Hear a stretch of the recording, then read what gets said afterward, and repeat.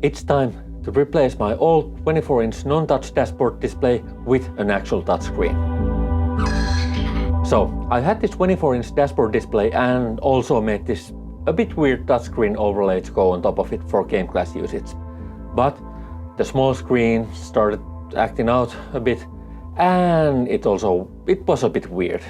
The thing is, large touchscreens are a bit expensive, but I ended up finding this old 22-inch touchscreen for really cheap, and it's old.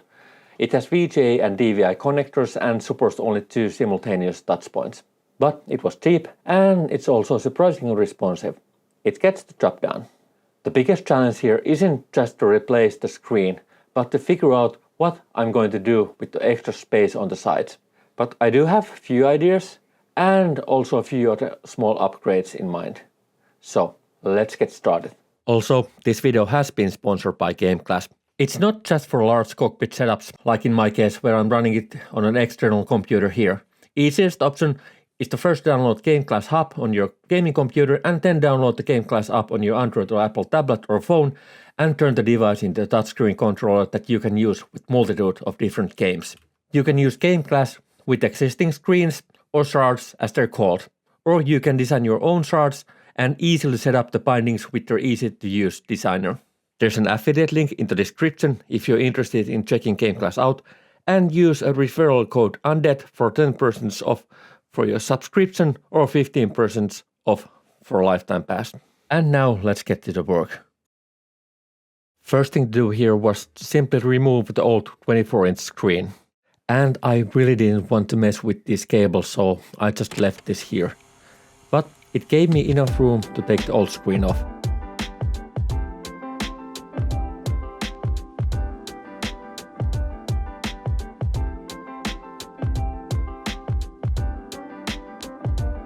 And here's what things look without the dashboard assembly. Good thing was that I was able to use the panel I already had here. I just tried to be as accurate as possible so everything would be level. The thing here is that nothing in this old house is exactly level, so I still had to tweak the positioning afterwards. And when you're getting older, this is what you keep doing when you're doing all kind of small stuff. So I had this great idea of using tape so I could make sure the display would end up being flush with the supports. It didn't go as well as I hoped. Perkele! But after some tweaking, I got it working properly. Just had to attach one side and approach the right position with small steps.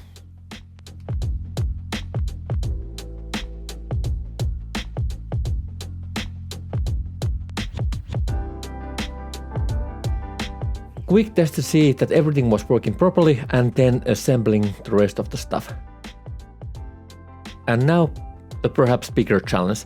I need to create something nice looking in the empty spaces on both sides. First, I thought I would make a full frame, but then I realized that it would be so much easier to just add small trims to the sides and it would look, well, I would say nice enough.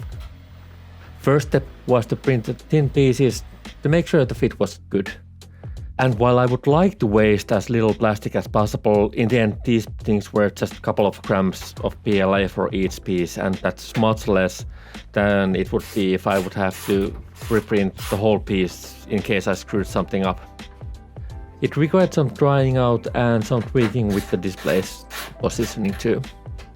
A sensible person might have just called it ready here, but that really wouldn't be me. So I jumped back to Fusion 360 and continued with the design. Since my build plate is quite limited, I decided to print these small corners just to give it a bit more character. And I also made a mess with the superglue. If you're wondering about the direction of the angle, I'll explain it a bit later. Then I printed these white parts and it was time to head to the basement. If you haven't yet realized, it's LEDs. It's usually LEDs, it's just a quick and cheap way to bring some character in the designs. I didn't want to angle the LEDs directly to the surface since it would create even worse hot spotting, so these will be angled 90 degrees. And then it was time for soldering. Again, not my specialty. I added some tin to the wires and then pushed them into place with the soldering iron. There was also something already in place. A quick test before progressing and it didn't work. Almost started panicking here since everything seemed to be okay. But then I decided to try and attach the cables directly to PSU and it was good. So it's the test cables that I need to redesign. And back with soldering.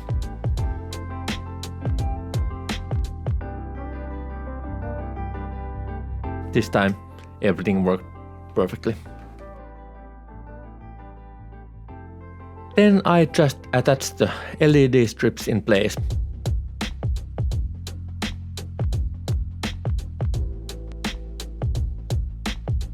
I used some hot glue here as some sort of strain relief for the cable and attaching these white parts into their place. Here I thought I was smart and used small screws, but with my fingers not the best idea. But everything is working well, so it was time to get back to upstairs and attach everything in its place.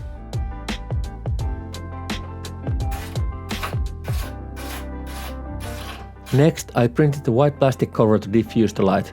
I only printed one since I figured out I'd had to try different thicknesses. And you can see the infill, so I made a thinner one without any infills. And while I was at it, I also decided to put my old small tablet back in its place in the center column. I'm planning to use it to control the in-game MFDs. Well, MFD to control MFDs. I guess that's the Star Citizen cockpit building for you at the moment. Since I need to turn it on and off, I had to replace the current screws with some other solution to take the panel off easily. And since my drill didn't fit here and I couldn't be arsed to go to the basement to pick up my better and a bit smaller drill, I just thought screw it. For now, I decided to go with this really low-tech solution.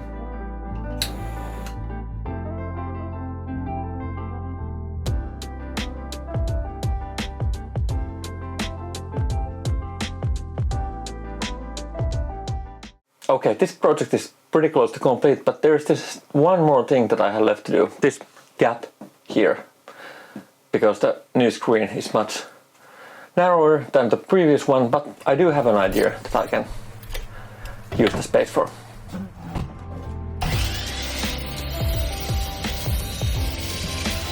So, the FPS gameplay has been a bit of a challenge.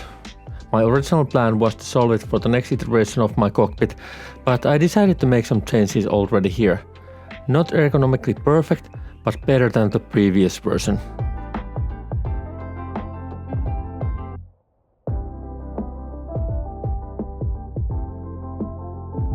And this is why the triangle is angled this way.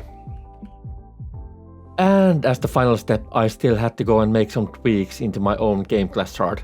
This is also publicly available with the name Undead Parrot Star Citizen shard. Share code is in the comments.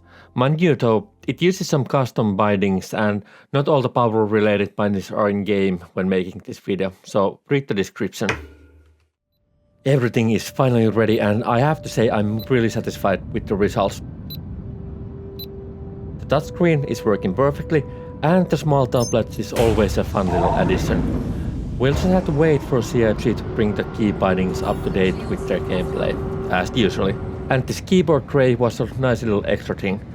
It's not ergonomically perfect and could use some way to raise the keyboard and mouse a bit higher. Perhaps someday, it'll do for now. So, thanks for watching, don't forget to check out this video's sponsor Game Class and hope to see you next time.